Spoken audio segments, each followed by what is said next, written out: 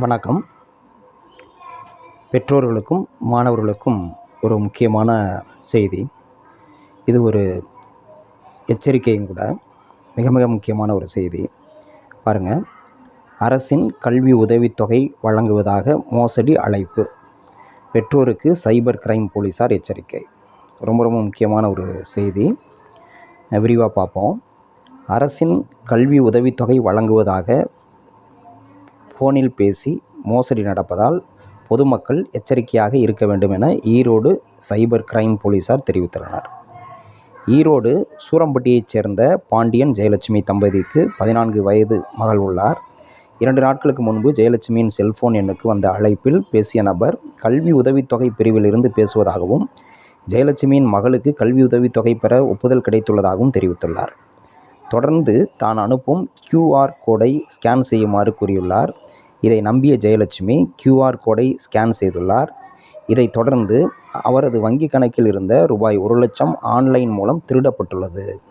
இதுதான் முக்கியமான விஷயம். பாருங்கள், QR கோடை ஸ்கேன் பண்ணோன்னே நம்ம வங்கி கணக்கில் இருந்த 1 லட்ச ரூபா பறி போயிடுச்சு. இது குறித்து ஜெயலட்சுமி தன் மகளுடன் ஈரோடு சைபர் கிரைம் போலீஸாரில் புகார் அளித்தார். போலீஸார் வழக்கு பதிந்து விசாரிக்கின்றனர்.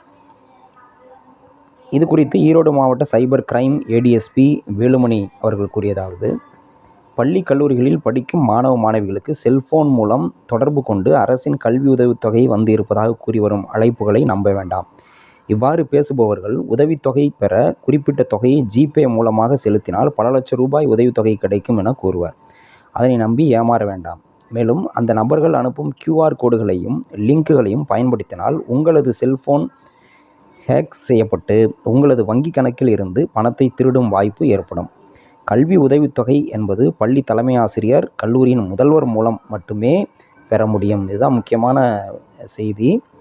ஸ்காலர்ஷிப் அப்படிங்கிறது ஸ்கூல் ஸ்டூடெண்ட்டாக இருந்தால் ஸ்கூல் HM இன்ஃபார்ம் பண்ணுவாங்க, அவங்க தான் கொடுப்பாங்க. காலேஜாக இருந்தால் காலேஜ் பிரின்ஸிபல் மூலியமாக தான் வருமே ஒழிய வேறு யார் மூலமும் அந்த ஸ்காலர்ஷிப் வராது. ஸோ அதை புரிஞ்சுக்குங்க. அடுத்து பாருங்கள், இது போன்ற நபர்களிடம் ஏமாற்றப்பட்டால் உடனடியாக 1930 என்ற கட்டணமில்லா தொலைபேசி எண்ணில் தொடர்பு கொண்டு புகார் அளிக்கலாம். ஸோ இந்த அளவுக்கு ஏமாந்துட்டு அதுக்கப்புறம் புகார் அளிக்கிறதுங்கிறது அடுத்த இது. அந்த ஒரு நிலைக்கு ஆளாகாமல் எச்சரிக்கையாக இருக்கிறது தான் முக்கியம்.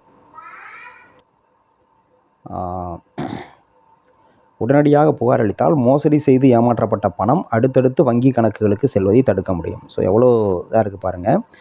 ஒன்ஸ் நம்ம வங்கி கணக்கிலிருந்து பணத்தை கொள்ளையடிச்சிட்டு அதை சடனாக அடுத்தடுத்த இதுக்கு ட்ரான்ஸ்ஃபர் பண்ணிடுறாங்க அப்படின்னு சொல்கிறாங்க.